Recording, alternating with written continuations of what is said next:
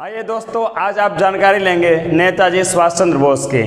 नेताजी सुभाष चंद्र बोस का जन्म 23 जनवरी 1897 को हुआ था। ये काफ़ी धनी परिवार से थे। इनके पिता कटक उड़ीसा अर्थात बंगाल के एक बड़े जमींदार भी थे। कटक उड़ीसा उस समय बंगाल का क्षेत्र था। इनके पिताजी थे जानकीनाथ बोस। वह एक बंगाल के बहुत बड़े जमींदार और धनी व्यक्ति थे और ये कलकत्ता की विधान परिषद में एक बार सदस्य भी रहे थे। काफ़ी कुशल परिवार से संबंध रखने के बाद भी नेताजी सुभाष चंद्र बोस ने भारत की आज़ादी के लिए दर दर भटके थे। जब सुभाष चंद्र बोस ने सिंगापुर से आज़ाद हिंद फौज का गठन किया था, उस समय इन्होंने घोषणा करी थी कि मैं भारत की 138 करोड़ जनता की आज़ादी के लिए अपने जीवन पर्यंत तक मैं लड़ता रहूँगा। नेताजी सुभाष चंद्र बोस का जो जन्म हुआ था ये 23 जनवरी 1897 को हुआ था। नेताजी सुभाष चंद्र बोस का जन्म 23 जनवरी 1897 को हुआ था। कटक उड़ीसा में हुआ था। स्थान कटक उड़ीसा। स्थान कटक उड़ीसा। कटक उड़ीसा उस समय बंगाल का क्षेत्र था।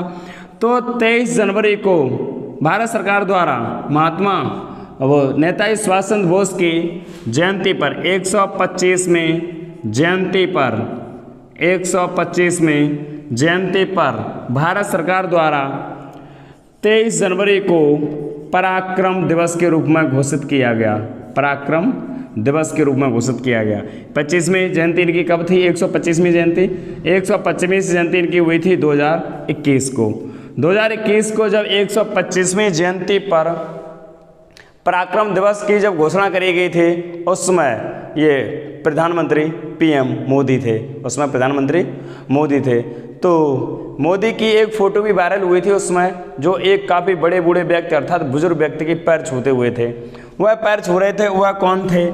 जिनके मोदी ने पैर छुए थे वह व्यक्ति आज भी जीवित हैं, जिनका नाम था निजामुद्दीन, श्री निजामुद्दीन। ये कौन निजामुद्दीन थे? इनकी चर्चा क्यों आई?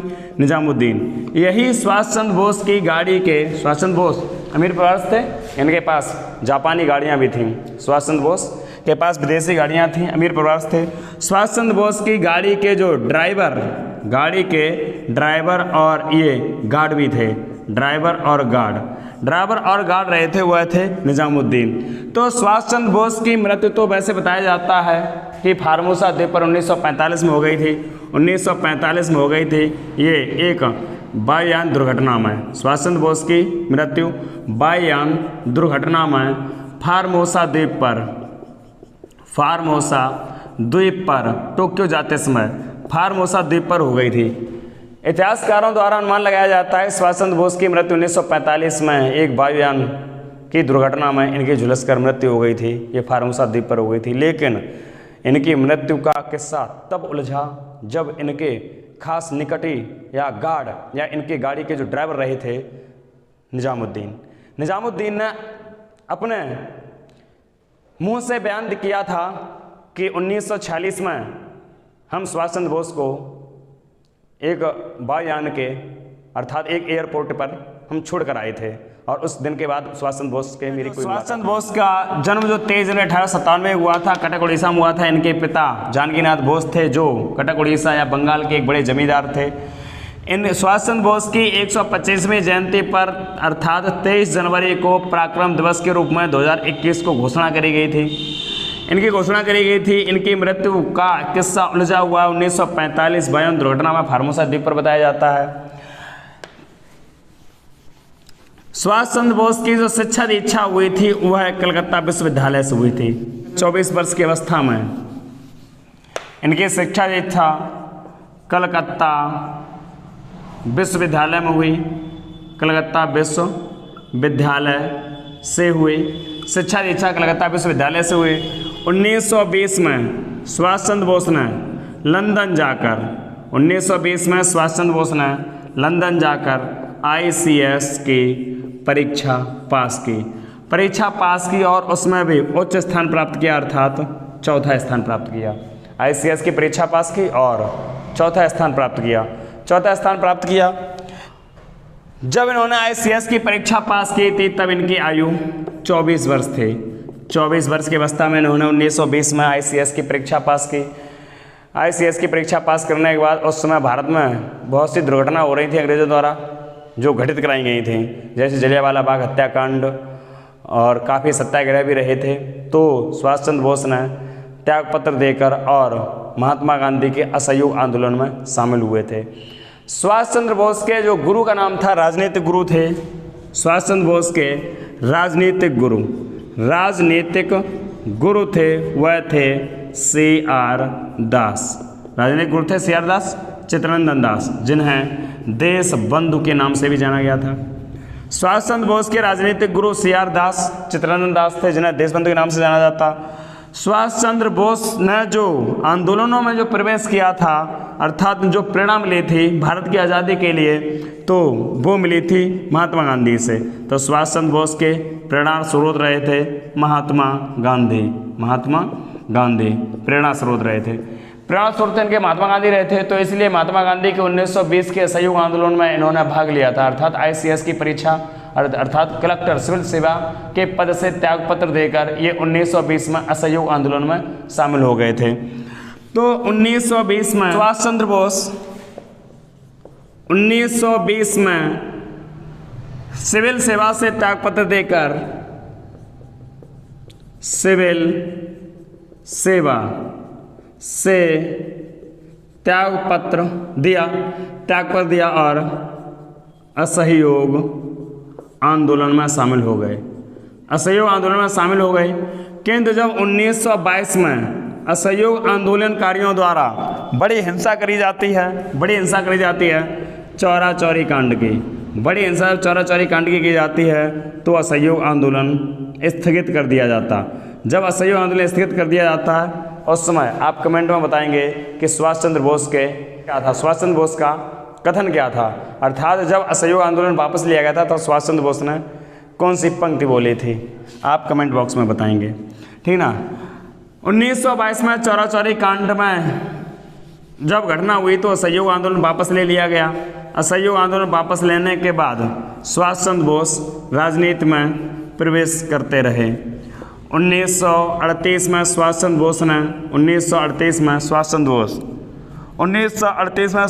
बोस सर्वप्रथम कांग्रेस के हरिपुरा अधिवेशन के अध्यक्ष रहे।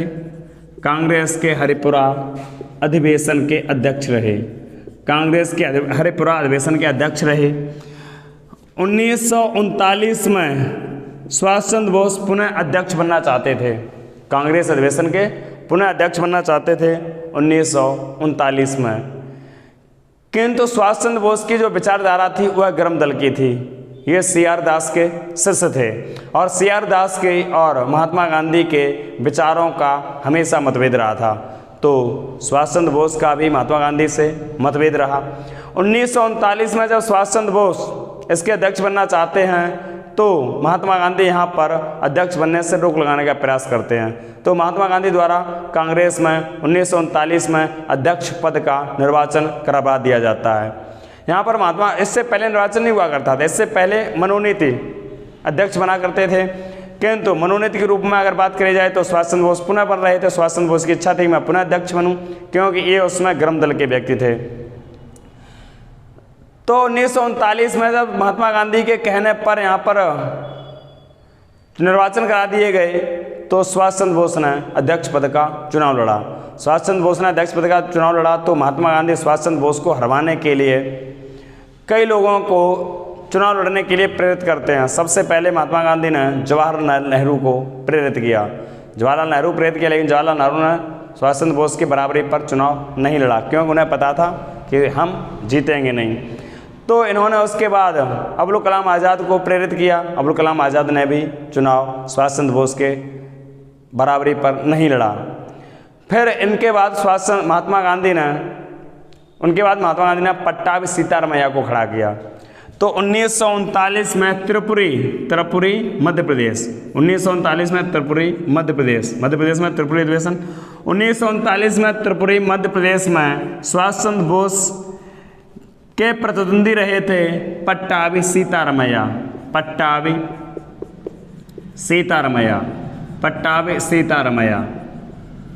पट्टाभी सीतारामैया रहे।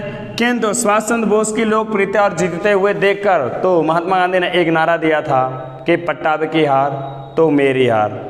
सुभाष चंद्र बोस ने यहाँ पर विजय प्राप्त करी। महात्मा गांधी के जीवन की सबसे बड़ी हार महात्मा गांधी के जीवन की सबसे बड़ी हार 1939 के कांग्रेस के त्रिपुरी अधिवेशन में मानी जाती है, अर्थात पट्टाभी की हार और मेरी हार। तो गांधी जी की यहाँ हार हो जाती है। हार हो जाने के बाद यहाँ पर सुभाष चंद्र बोस त्रिपुरी अधिवेशन से त्याग पत्र दे देते हैं। त्रिपुरी अधिवेशन से त्याग पत्र दे अध्यक्षता नहीं करते हैं। जब अध्यक्षता नहीं करते हैं तो यहाँ पर आता है त्रिपुरी संकट। त्रिपुरी संकट आता है क्योंकि उसमें जो भ्रष्टम नेता होते हैं वह सुभाष चंद्र बोस की बराबरी पर लड़ना नहीं चाहते थे। जब चुनाव हुए तो चुनाव में सुभाष चंद्र बोस को सर्वाधिक मत मिले। अब इस स्थिति में अगर कोई दूसरा व्यक्ति अध्यक्षता करता, सुभाष चंद्र बोस वहाँ से त्यागपत्र देके चले गए थे, जिन्हें वहाँ के सदस्य अध्यक्ष बनना पसंद नहीं करते थे, और वह स्वयं अध्यक्ष अगर बन जाता तो फिर हो सकता है अपमानित भी किया जा सकता था, जूते चप्पल भी फेंके जा सकते थे।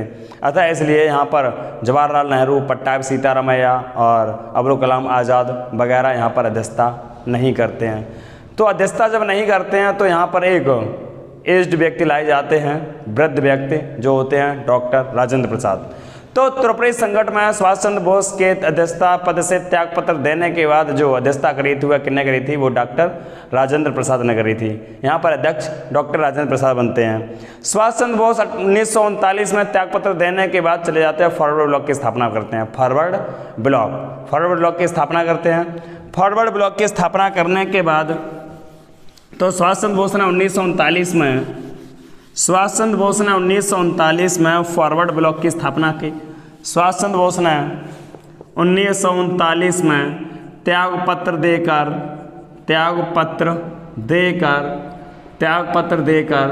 फॉरवर्ड ब्लॉक की स्थापना की। फॉरवर्ड ब्लॉक की स्थापना करी। फॉरवर्ड ब्लॉक की स्थापना करने के बाद 1939 में सुभाष चंद्र बोस ने महात्मा गांधी से कहा था कि अब द्वितीय विश्व युद्ध चल रहा है, इसमें ब्रिटेन या अंग्रेजों के विरुद्ध युद्ध का बिगुल बजाना उचित होगा। 1939 द्वितीय विश्व प्रारंभ हो गया, जो 1946 तक चला था। 1939 में जब द्वितीय विश्व युद्ध प्रारंभ हो जाता है, उस समय दुनिया के देश होते हैं वह दो भागों में बटे होते हैं। एक होते हैं मित्र देश और एक होते हैं धुरी देश। मित्र देश में होता अमेरिका, रूस, फ्रांस, ब्रिटेन अर्थात यूरोपीय देश ब्रिटेन। जब धुरी देश में 3 देश होते हैं, जर्मनी, इटली और जापान। तो 1939 में जब ब्रिटेन युद्ध में बोस ने देश को आज़ाद कराने के लिए कई देशों की यात्राएं की। ये 1933 में ये पहुंचते हैं ऑस्ट्रिया। 1933 में ये देश की आज़ादी के लिए ऑस्ट्रिया पहुंचे थे। ऑस्ट्रिया में एक भारतीय क्रांतिकारी था जिसका नाम था चंपकर्मण पिल्लई। जिसका नाम था भारतीय क्रांतिकारी का नाम था चंपकर्मण पिल्लई से ये सर्वप्रथम सम्मान के रूप में जय हिंद का उद्बोधन करते हैं। तो सर्वप्रथम जय हिंद का उद्बोधन किया था वो है 1933 में ऑस्ट्रिया में किया था। ये चंपकर्मण पिल्लई से मिलने पर किया था। तो सुभाष चंद्र बोस के 3 नारे चर्चित हैं, एक जय हिंद है, एक दिल्ली चलो और तुम मुझे खून दो मैं तुम्हें आज़ादी दूंगा। तो 3 नारों में से सर्वप्रथम बोला गया नारा कौन सा था? वह था जय हिंद। वह 1933 में बोला गया था। और उसके बाद 2 नारे दिए गए थे, ये मलाया द्वीप से दिए गए थे, अर्थात मलेशिया सिंगापुर से दिए गए थे। मलाया द्वीप मलेशिया सिंगापुर से 2 नारे दिए गए थे, एक तो दिल्ली चलो और दूसरा दिया गया था तुम मुझे खून दो मैं तुम्हें आज़ादी दूंगा। ये नारा अपनी सेना के लिए था। तो सुभाष चंद्र बोस 1933 में इनका पहला नारा रहा था जय हिंद। और सुभाष चंद्र बोस 1939 में अंग्रेजों के विरुद्ध युद्ध करने का बिगुल प्रारंभ करते हैं, अर्थात बिगुल बजा देते हैं 1939 में। अब अंग्रेजों के खिलाफ प्रारंभ कहाँ से किया जाए? तो ये क्या करते हैं कि उसमें कलकत्ता में एक हालवेल मेमोरियल एक हालबेल मेमोरियल, हालबेल मेमोरियल, हालबेल मेमोरियल, हालबेल मेमोरियल एक अंग्रेजी अड्डा होता है, अंग्रेजी ठिकाना, हालबेल मेमोरियल जिसमें अंग्रेजी अधिकारी रुके होते हैं। तो ये कलकत्ता से ये विद्रोह कर देते हैं। कलकत्ता से सुभाष चंद्र बोस द्वितीय विश्व युद्ध में प्रारंभ होने के कारण ये अंग्रेज़ों को पराजित करने का मौका ढूंढते हैं। 1939 में अंग्रेज़ों को पराजित करने का मौका ढूंढते हैं, तो प्रारंभ कहाँ से किया जाए, अंग्रेज़ों को भगाना शुरू कहाँ से करें। तो यह क्या करते हैं, कलकत्ता में एक होता है हालबेल मेमोरियल जो अड्डा होता है स्थान, यहाँ पर ऐसे अंग्रेजी अधिकारियों का अड्डा होता है, इन्हें भगाने का यहाँ पर विद्रोह कर देते हैं, यहाँ से इसे हटाया जाए। जब ये विद्रोह करते हैं तो इन्हें गिरफ्तार कर लिया जाता है। इन्हें गिरफ्तार कर लिया जाता है सुभाष चंद्र बोस को, तो इन्हें सर्वप्रथम कलकत्ता की जेल में रखा जाता है। कलकत्ता की जेल में जब रखा जाता है तो इनकी तबीयत खराब हो जाती है। कलकत्ता जेल में इनकी तबीयत खराब हो जाने के कारण इन्हें जेल से निकाला जाता है और इनका एक कलकत्ता में इनका निज निवास होता है एल्गिन रोड पर। तो सुभाष चंद्र बोस को कलकत्ता जेल से निकालकर इनके निज निवास पर इन्हें नज़रबंद किया जाता। निज निवास होता है वह होता है एल्गिन रोड पर। इनके एल्गिन रोड के निज निवास में इन्हें नज़रबंद कर दिया जाता है। जब नज़रबंद कर दिया जाता है तो ये एक पठान के सहयोग से और पठान का वेश धारण कर ये वहाँ से निकलने में सफल होते हैं। वहाँ नज़रबंद होते हैं तो नज़रबंद से निकलने में सफल होते हैं। वह पठान होता है, उसका नाम होता है जियाउद्दीन पठान। तो जियाउद्दीन पठान एक होता है, तो ये क्या करते हैं, ये जियाउद्दीन पठान के सहयोग से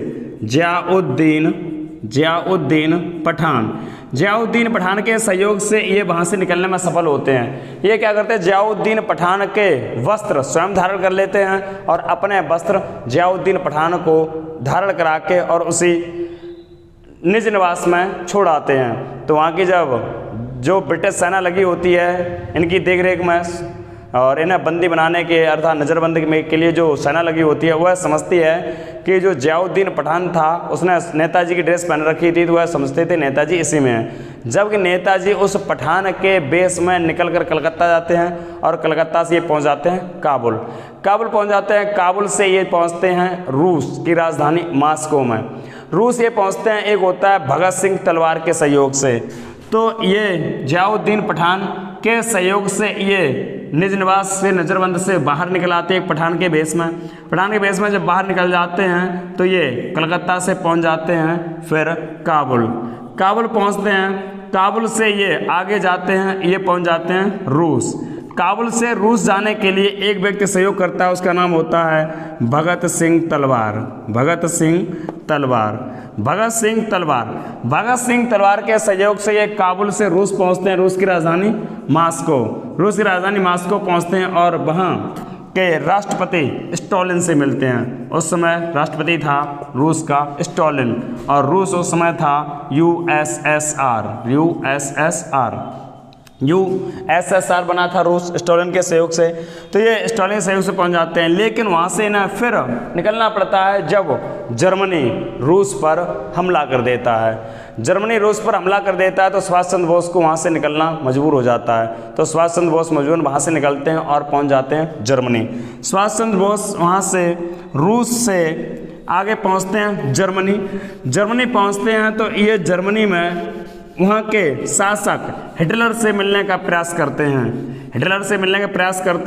तो हिटलर से मिलने के लिए एक व्यक्ति होता है रिबेन ट्रैप। तो जब ये रूस से जर्मनी जाते हैं, सुभाष चंद्र बोस रूस से जर्मनी जाते हैं, तो जर्मनी में रिबेन ट्रैप के सहयोग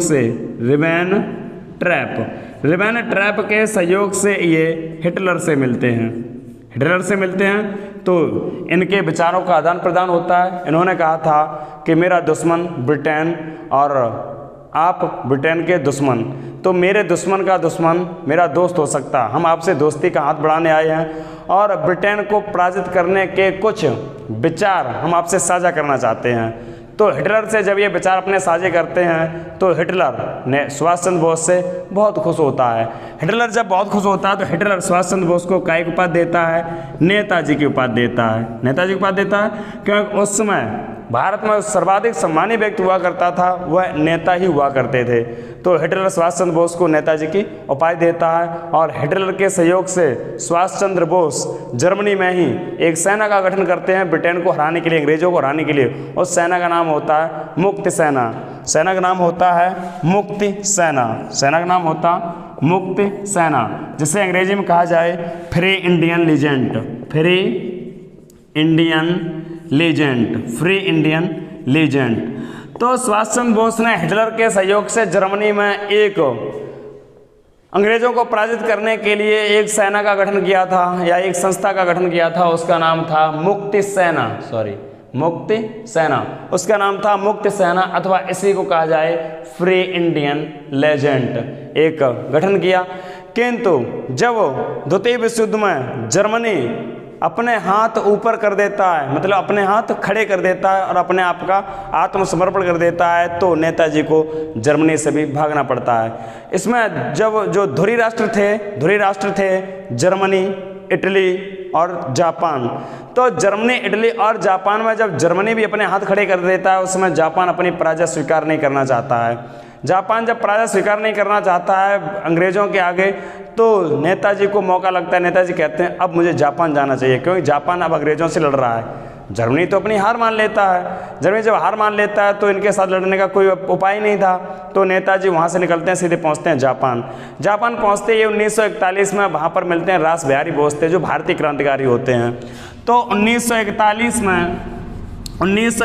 में सुभाष चंद्र बोस को जर्मनी से भी निकलना पड़ता और ये पहुंचते हैं जापान। जर्मनी से भी निकलना पड़ता और 1941 में सुभाष चंद्र बोस पहुंचते हैं जापान। जापान में एक भारतीय क्रांतिकारी से मिलते हैं जिसका नाम होता है रास बिहारी बोस। आज़ाद हिंद फौज का गठन, अर्थात जो पहले INA के नाम से जानी गई थी, इंडियन नेशनल आर्मी।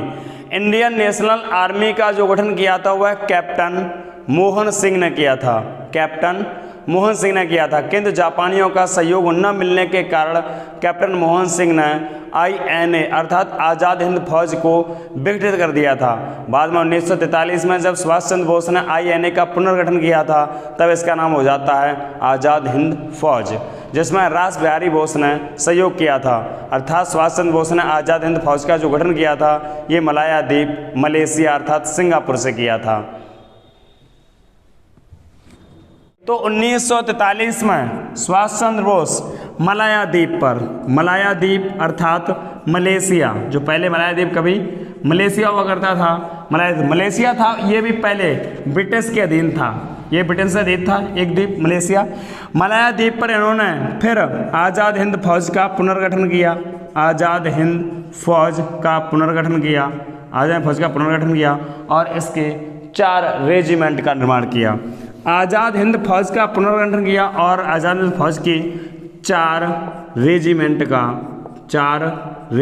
का गठन किया 1943 में।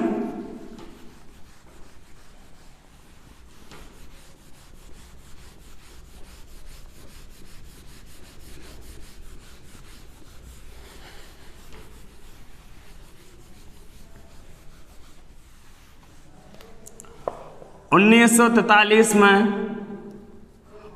तैंतालीस में आज़ाद हिंद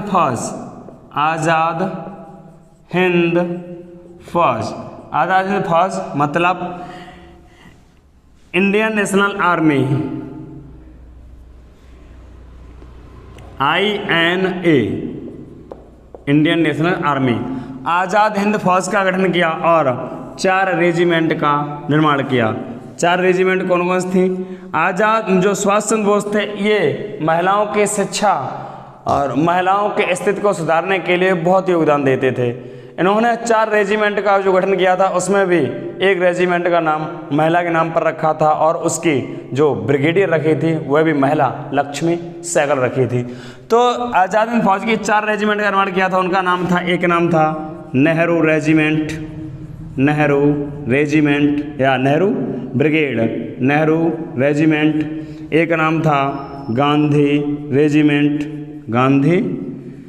रेजिमेंट और एक नाम था सुभाष रेजिमेंट, अपने नाम से दी थी सुभाष रेजिमेंट। और एक का महिला के नाम पर था रानी लक्ष्मीबाई रेजिमेंट, रानी लक्ष्मीबाई रेजिमेंट, रानी लक्ष्मीबाई रेजिमेंट। तो रानी लक्ष्मीबाई रेजिमेंट की जो ब्रिगेड थी वो महिला थी, रानी लक्ष्मीबाई रेजिमेंट की ब्रिगेड थी वह महिला थी, उसका नाम था लक्ष्मी सहगल, लक्ष्मी सहगल, लक्ष्मी सहगल। तो परीक्षा में कई बार पूछा गया कि सुभाष चंद्र बोस की आज़ाद हिंद फौज या INA की गठन में एक ब्रिगेड में एक महिला ब्रिगेडियर थी, उस महिला का नाम क्या था? उस महिला का नाम था लक्ष्मी सहगल और उस रेजिमेंट का नाम था रानी लक्ष्मीबाई रेजिमेंट, उस रेजिमेंट का नाम था रानी लक्ष्मीबाई रेजिमेंट। मलाया द्वीप सिंगापुर, मलाया द्वीप सिंगापुर जब इन्होंने आज़ाद हिंद फौज का पुनर्गठन किया और वहाँ से अपने सैनिकों को नारा दिया दिल्ली चलो, वहाँ से ये दिल्ली के लिए चल देते हैं और 1945 में आते हैं, 1945 में आते हैं और दिल्ली के लाल किले पर कब्जा कर लेते हैं। कौन? आज़ाद हिंद फौज के व्यक्ति अर्थात INA, Indian National army, Indian National army के व्यक्ति 1945 में दिल्ली के लाल किले पर आके कब्जा कर लेते हैं और यहाँ से अंग्रेज़ों को भगा देते हैं। किंतु अंग्रेज़ बड़ी सेना लेकर आते हैं और पुनः दिल्ली लाल किले पर कब्जा अंग्रेज़ कर लेते हैं। अंग्रेज़ जब दिल्ली लाल किले पर पुनः कब्जा कर लेते हैं तो यहाँ पर INA के सैनिकों को बंदी बना लिया जाता है, INA के सैनिकों को बंदी बना लिया जाता है।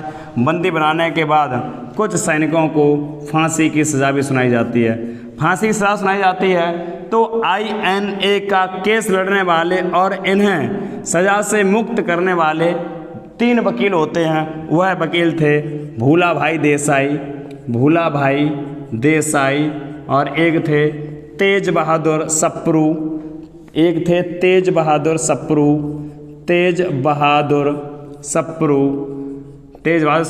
और थे जवाहरलाल नेहरू।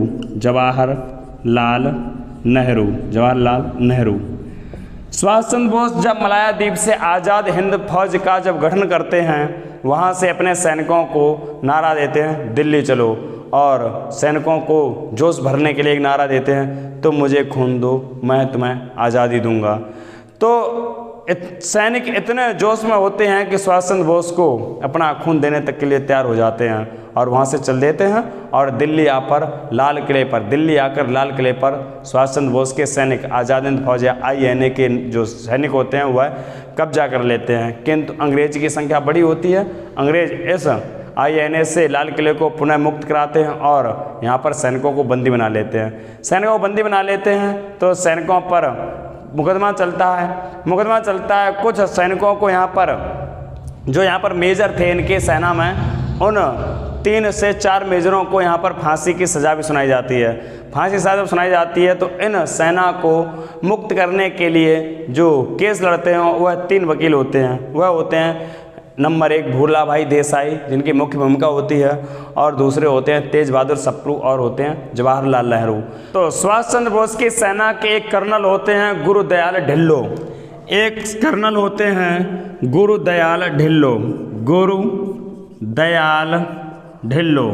गुरुदयाल ढिल्लो। इन्हें फांसी की सज़ा सुनाई जाती है। तो इनकी फांसी की सज़ा को माफ़ कराने वाले होते हैं लॉर्ड बेवेल। तो जो मुकदमा लड़ने वाले व्यक्ति 3 वकील होते हैं वो होते हैं भूलाभाई देसाई, तेज बहादुर सप्रू और जवाहरलाल नेहरू। किंतु जो कर्नलों को जो फांसी सज़ा सुनाई जाती है उसमें गुरुदयाल ढिल्लो की फांसी को माफ़ कराने के लिए जो अधिकारी या जो गवर्नर होता था वह था लाल। 1944 में सुभाष चंद्र बोस पहुँचते थे रंगून। 1944 में सुभाष चंद्र बोस पहुँचे थे रंगून में आज़ाद हिंद रेडियो चैनल पर, आज़ाद हिंद रेडियो से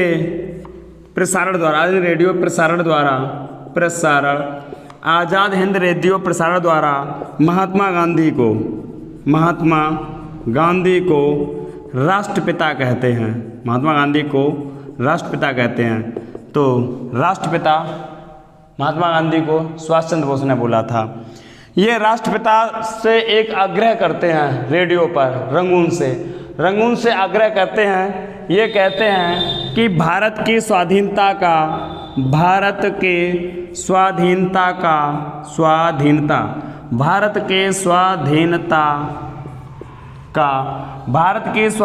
का आखिरी युद्ध शुरू हो गया है। भारत की स्वाधीनता का आखिरी युद्ध शुरू हो गया है। आखिरी युद्ध शुरू हो गया है। राष्ट्रपिता, आखिरी युद्ध शुरू हो गया है। राष्ट्रपिता, भारत की मुक्ति के इस पवित्र युद्ध में हम आपका आशीर्वाद और शुभकामनाएं चाहते हैं। ये पंक्ति बोली थी रंगून से। ये पंक्ति रंगून से बोली सुभाष चंद्र बोस 1944 में। सुभाष चंद्र बोस को 1944 में ही जापान द्वारा 1944 में ही जापान द्वारा अंडमान निकोबार सौंप दिया जाता है। अंडमान निकोबार सौंप दिया जाता है। अंडमान निकोबार सौंप दिया जाता है। अंडमान निकोबार पर विजय या तिरंगा लहराने के बाद ये सेवन सिस्टर्स असम और मेघालय पर ये तिरंगा लहराते हैं या झंडा अपना आज़ाद हिंद फौज का पर अपना झंडा लहराते हैं। तो सुभाष चंद्र बोस ने सर्वप्रथम अंडमान निकोबार को स्वतंत्र कराया था। उसके बाद सेवन सिस्टर्स को स्वतंत्र कराया था। अतः अंडमान निकोबार के 3 द्वीपों का नाम बदल दिया गया है। ये नाम बदला गया है 2018 में। 2018 में अंडमान निकोबार के 3 द्वीपों का नाम बदला गया है। वो द्वीप हैं रास द्वीप, हैवलॉक द्वीप और नील द्वीप। रास एक बदला गया। अंडमान निकोबार का एक द्वीप था रास द्वीप। अंडमान निकोबार का एक द्वीप था हैवलॉक द्वीप, रास द्वीप, हैवलॉक द्वीप और एक द्वीप था नील द्वीप। नील द्वीप का नाम बदलकर रख दिया जाता है शहीद द्वीप। नील द्वीप का नाम बदलकर रख दिया गया नया नाम शहीद द्वीप और हैवलॉक द्वीप का नाम बदलकर रख दिया गया स्वराज द्वीप और रॉस द्वीप का नाम बदलकर रखा गया सुभाष चंद्र बोस द्वीप।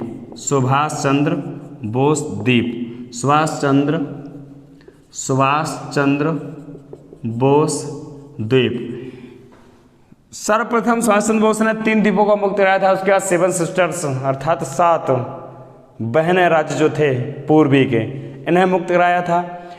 अंडमान निकोबार को मुक्त कराने के कारण इनके 3 द्वीपों का नाम बदल दिया गया था। 3 द्वीपों का नाम बदल दिया गया। अतः सुभाष चंद्र बोस 1945 में टोक्यो जाते समय 1945 में ये टोक्यो जाते हैं तो रास्ते में ताइपे के फार्मोसा द्वीप पर एक विमान दुर्घटना में इनकी मृत्यु हो जाती है।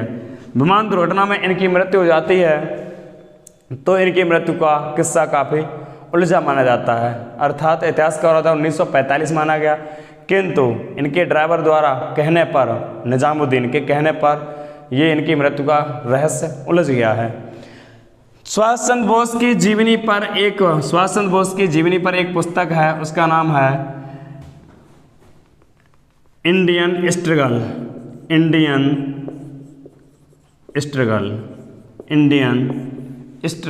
सुभाष चंद्र बोस ने 1943 में मलाया या सिंगापुर में एक सरकार का निर्माण भी किया था। उसका नाम था आज़ाद हिंद सरकार का निर्माण किया और स्वयं इसके राष्ट्रपति बने थे। उस समय जो मलाया द्वीप था ये भी ब्रिटेन के कब्जे में था। 1943 में इन्होंने आज़ाद हिंद सरकार का निर्माण किया और स्वयं राष्ट्रपति बने। इस सरकार की जो मान्यता प्रदान करी थी वह 9 देशों ने करी थी। 9 देशों ने यहाँ पर इसके आज़ाद हिंद सरकार का मान्यता भी दे रखी थी।